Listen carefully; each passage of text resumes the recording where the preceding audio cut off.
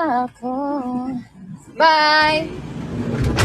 Okay, so I can talk as loud as I can because I am the only one inside the van. Party! Alright. Oh my God, ang saya ako nang mag-isa sa van. No one can hear me. Okay, dito ako sa ano. Oh my God, first time ko mag-isa sa van. Ayan, you can see me. Hindi nila ako makakita. But what's up, everybody? What's up, Butuan? Ah, si ano? Uy, huwag ka mag-joke. Ang daming comment, di ko makakita lahat. Lingon ka nga. Sige. Yes. Daming energy. Oh yes, I still have so much energy because tonight was a great night. It was my brother's wedding. And I need to have energy because the night is still young. It's not always that I got to be in here. So let's go with one. Let's go. Yes. Feeling ko bukas pa. Ganun ako.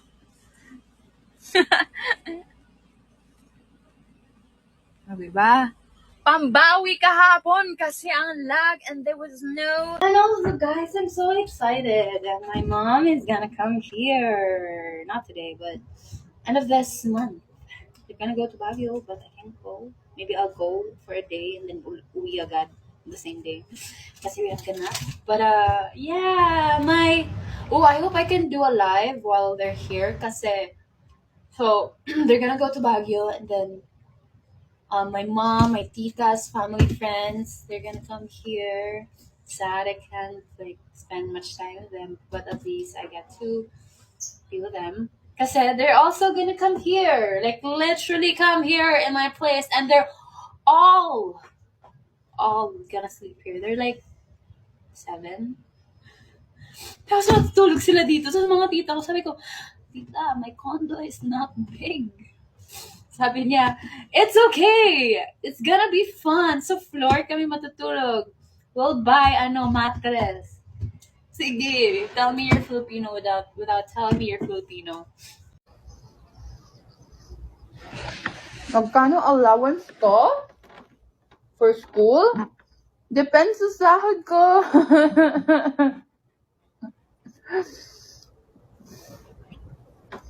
Yeah, kaya send na kayo ng stickers pang baon ko.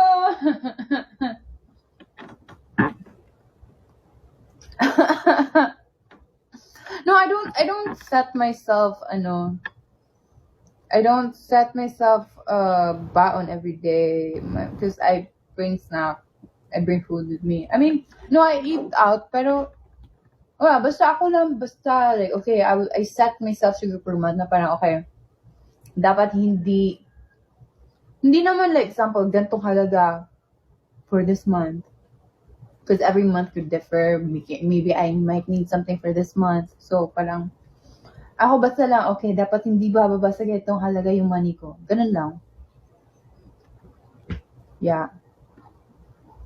Because I don't ask money to for my family, so I support myself financially. So, wala. Matipid ba ako? Yun lang, limit. Matipid ba ako sa food? Lately, yeah. Depende. Kasi it's food eh. Pero, I mean, lately I've been trying so hard not to eat out because I have food. So, actually, yung girls lagi sila nag-aaya, samgyup. Tapos, hindi ako lagi nakakasama. Kasi, hindi ko siya ako masamgyup. And then, sabi ko sa kanila parang, hala, yung samgyup na yan, hindi ko masyado na-enjoy. Pang grab ko na yan. Cause, yun kasi, yun doon ako nakakain sa transpo ko to school. Kasi ang mahal ng transpo ko. Ang mahal. As in, ang mahal ng transpo ko. I mean, to think that it's a daily, it's costly. That's why, yeah, I might move out or, ewan ko, and find somewhere near sa school ko. Kasi as in talaga, siguro magiging pang-rent ko na to yung, ano ko, yung transpo allowance ko. I know. Every day. Tapos after school, so from my place to school. Tapos after school, balik na naman, but not here my place, but to ABS, na after ABS, to my place. So yeah. How about carpool? We don't have that sa school. Actually, naghanap ako, like, sinasabihin ko classmates ko, like, hey, baka may mga kilala kayo na who does carpool, I'm willing to pay. Pero, yeah, wala eh. I mean, meron ako mga friends with QC, and then, like kanina, buti hinatid ako ng classmate ko. But, yeah, most of the time I do Grab, Angkas sometimes. Pero sobrang init. Tapos yung ano pa namin, yung, yeah, Angkas ng motor. Kasi wala. Sometimes it's hard to book Grab, and then, you know, when you're running late or like you want it to be fast, sige, wala nang arte. I mean, ako din kasi sa Cebu, I always do Angkas. Yeah, tapos nakasuit. Hindi ko naman sinusuot muna. Pero like, dinadala ko lang siya. But yeah, first thing in the morning, hello, Manila Air. Yeah. I don't know how to drive it. No, Angkas is more cheaper. Yeah, I plan to move because it's so hard for me. Anong oras pasok ko? The earliest is 8:30. If not 8:30, 9 a.m.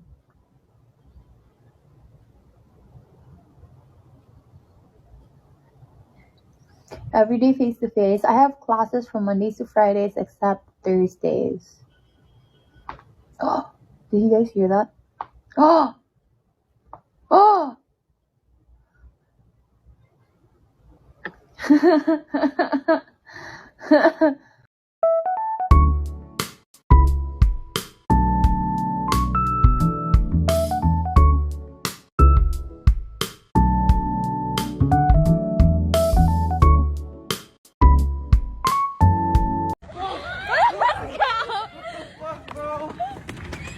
Go, guys.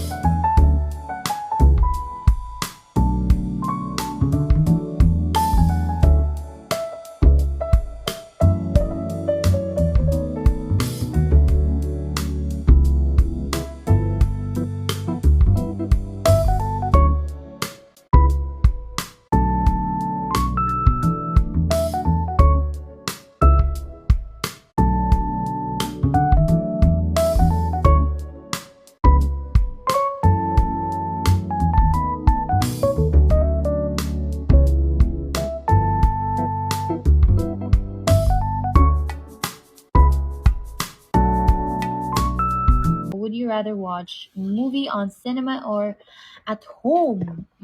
Kasi, hindi pa ako nakapanood ng cinemas ulit. I mean, nakapanood ako because we had an event with Kumu and then we watched Thor.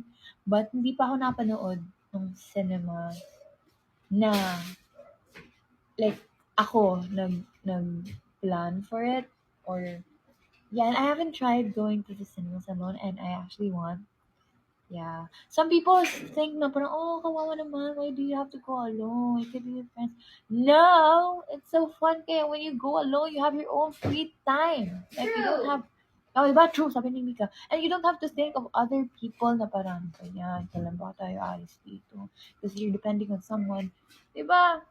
I've tried that actually, na parang, I'm in a mall, tapos I saw my friends, tapos they're like, or I saw an acquaintance or someone, mutual friend or something, and then they were like, oh, ba't ikaw lang isa? Ba't wala kang kasama? Ano ba yan? Nakakaawa ka naman. I'm like, I'm the happiest girl. I love my alone time. Tapos yung iba din na parang if ano daw, kung kakain ka na, ikaw lang mag-isa sa restaurant, parang, oh, nakakaawa naman. No! It means I'm devouring my food and eating it. Yes, na without anyone judging me how I eat. Kasi lamon lang ako ng lamon. Bahala kayo dyan. And I'm enjoying my own company. Eating whatever I want in my own pace, period. So fun kaya. Kasi I get to order what I want. I don't have to depend on others. Diba? Like, you don't have to care. Like, hindi mo na kailangan pa. Just do that, diba? Kasi like, I'm alone. I don't need to think of anybody else when we eat. I'm in my own zone. And mas focus mo yung kain mo. Anyways, I have been talking a lot. Where was I? Si Ate Aya po, Ate Aya! sobrang strong niya din po. Hindi po siya masyadong nag-share po sa amin, pero na-feel po namin siya. Parang connection talaga namin lahat. Char kayo ha? Oy, Sorry. Pag sad girl, pag may hirap po siyang sad girl siya, pinabigyan po namin siya ng space. And sino-surprise po namin siya sa 3rd floor po. Nagpa-party po kami sa taas. Guys, alam nyo, yun yung, siguro, if I get asked again, question na parang, what's your favorite memory or something na the girls did to you? There was one time na I don't know if nakwento ko na to, pero if ever I'm gonna kwento again. Kasi ako kasi, I'm the type of person na, as much as possible, hindi naman sa ayoko i-share just because, I don't need your help. Hindi naman, because I really feel like everybody needs help. And ako, or siguro that time, when I was really sad, when I said sad, there was really a time na I was in my very lowest point, like lowest point. And I would say siguro in all of my life, parang twice lang ako na I really went to that like black hole, deep point. And I would say like one when I was basta before, and then second is when I was a part of Bini na, and I was really like so down. As in, there was a time na like, oh my God, there was a time na oh my God, wow. Pero I can't believe na nalampasan ko na siya. But there was a time na like, I had to be isolated. Wow! I have to isolate myself so that hindi ko sila mahawal my energy. Kasi that was really sad. Like,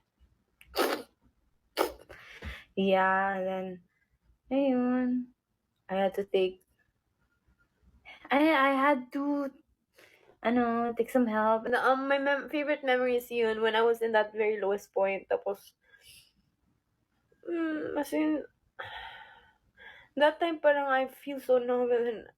parang wala na akong nafe-feel. Tapos, sinurprise ako ng girls sa 3rd floor.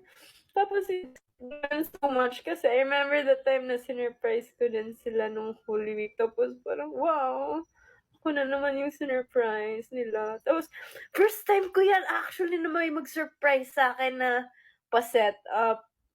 I mean, na-try na ako na-surprise ng classmates ko. Pero yung iba kasi yung feeling na sinurprise ka when you're at your lowest.